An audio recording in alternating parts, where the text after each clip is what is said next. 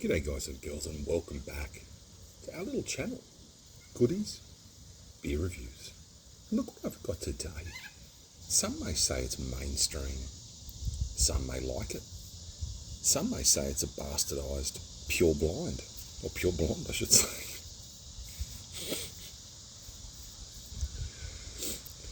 Steersman Blonde. This come in a Beer of the World's pack. Like, this is a pack that's supposed to highlight the beers of the world, and all of them are pretty much shit. Look, this is a low-cal one. You celebrate your countries or your beers of the world, and it's a 70% less carbs, crisp and clean, because it's just water, pretty much. 330ml Bouteille. It's green, 4.2 ABV, and let's check the calories because we're really worried about our waistline here on the channel. And you know what, if you are, I get it, calorie counting can be a good way if you like to have a couple of beers without the calories. This comes in at 95 calories, rounded off, nearly 100, you know. I mean, like I said, there's other good beers out there that are 110, 115 calories, the ones I've checked. I don't check the big IPAs and stuff, I don't want to know. Anyways, Steersman Blonde. Blonde is refreshing, low. It's got a Steersman spiel. Blonde is a refreshing, low carbohydrate and low gluten lager. Sounds fun. This easy drinking lager is brewed to ensure no compromise on flavour and a clean, crisp finish for only 95 calories per serve. I thought I heard something in the shed drop, but the shed's locked up. It must be one of the neighbours terrorising me. Cap says twist top, and the bottle says it's both. Oh, that means recycling, doesn't it? Yeah, I thought it meant a twist top. Fucking goody, what are you on? Can I use my... Oh, listen, that was like, I could do that with 2 fingers. That was weak. It is bubbly. That's scary. That was not pressurised at all. Let's get it into the glass. It is New Year's Day. Whoopie fucking do. I'm not a negative Nancy. I suppose I just think, like, I've got Thailand coming up in about a week and a bit, so I'll be offline for a day. I don't know whether to put myself on roaming. So $5 a day, you can roam with 5 gig. Say you go for 2 weeks, or you just get a SIM card over there. So I'm just going to check the prices. Otherwise, roaming for $5. I mean, everywhere's got Wi-Fi over there. Everywhere. Anyways, beer looks like it's got a funky off colour, unless it's the sun or something, or maybe it's that bars.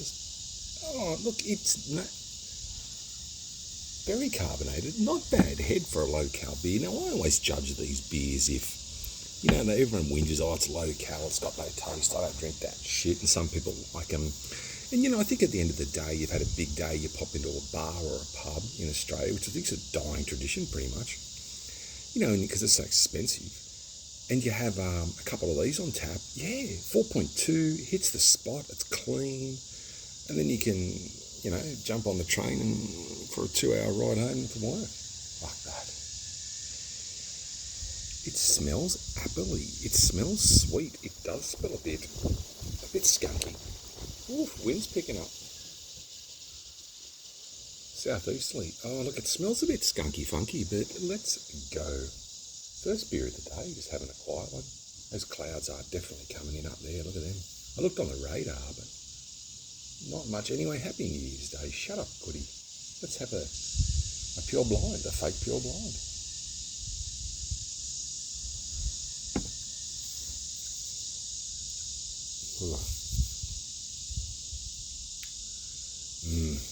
That's not the best. I think I was excited there for a bit.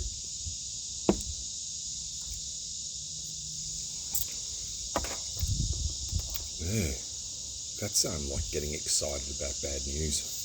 I know it's not a very good saying. Like, this is me drinking this right now. I just checked my bank balance before and went, yeah, I'm planning on the trip. I'm trying to put a few bucks aside for spending money. Everywhere you go is so expensive here in Australia. Like, oh look, that's drinkable, but it's barely. It's pretty fucking bad. I don't mean to swear. It just rolled off like that. It tastes like it looks. It's just a low carb. I mean, I think Pure Blonde has a better taste over this, albeit it's probably more expensive. A carton of this, I think you can usually pick up at Aldi, you know, or a 12-pack. I think sometimes they come in 12 packs or 20 packs. And for that price, yeah, look, very easy to drink on a hot day. I think it's still better than the VB. That's not saying much, though.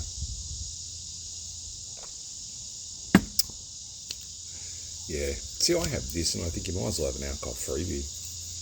Like, really, there's no point in enjoying this beer. I mean, even if you're an elite athlete, they still have nice things sometimes throughout meals, and you enjoy the calories. They always say don't drink your calories, and I get that. But yeah, if you see this, I'd say give it a go if you want. If you want some depression, or you want some just boring beers and celebrate it with low carbs, yeah. Would I rather be sitting here and having a big hoppy fruit bomb beer or one of your favourites and sacrifice a few calories? Just don't eat dinner. There should be a disclaimer. I'm not a dietitian. I don't give good advice. And I just got this because it was here to review. There's a couple of just ones there that are mainstream, but to review, and I don't do a beer without you, guys and girls. And plus, it's New Year's Day. Sorry if anyone's hung over there or anything. I was in bed at 10. And I'm not celebrating that. I'm just saying I jumped on the computer for a bit, listened to some tunes. And then I just went, going to go to bed. I watched about half an hour of a show. Got up in the morning. I went for a walk today. I did, I think it was 6Ks or 6.4 and 6.5, 6.5 Ks. Not bad, eh? And it was a brisk walk. I don't walk like I lollygag or I talk. It's bullshit. I actually walk, and I try to walk. Yeah, new knees all suck, bro. Like knee replacements. I hate it. The more time goes on, I don't like it. You know, yes, I had to have it. I get that. I couldn't live in any functionality like I could now. I couldn't fucking walk when my knee collapsed. It pretty much collapsed on itself on one side. It was bone on bone. It was a locking for 12 to 15-hour periods. Acute symptoms of just horrific. It was bad, man. And my back was fucked too. You know, it's funny, you know, like you get these injuries, whether it be at work or wherever, especially at work, and everyone goes, you'll be right. You actually slow down a bit and you go, fuck, hang on, like, I hurt my knee at work years ago. Sorry, it's got something in my tooth. And anyway, I'm not going to go on about it. I hurt it was a work injury in my knee, and I was looked after really well. Like, you know, the insurance company was good. You know, but they just, when are you going to go back? When do you think you'll be back? I'm like, bro, my knee doesn't feel like good at all. And my first orthopaedic surgeon in layman's terms said it was just a soup bowl. Shattered my knee on a gutter. Like, completely shattered it. Went back to work that night, like, and I rolled one of I had long pants. You know, I rolled it up and fuck, I looked at it and it was big. I'm not lying. I still got the photos. It was so fucking big, and I thought to myself, this is not just like a swollen knee.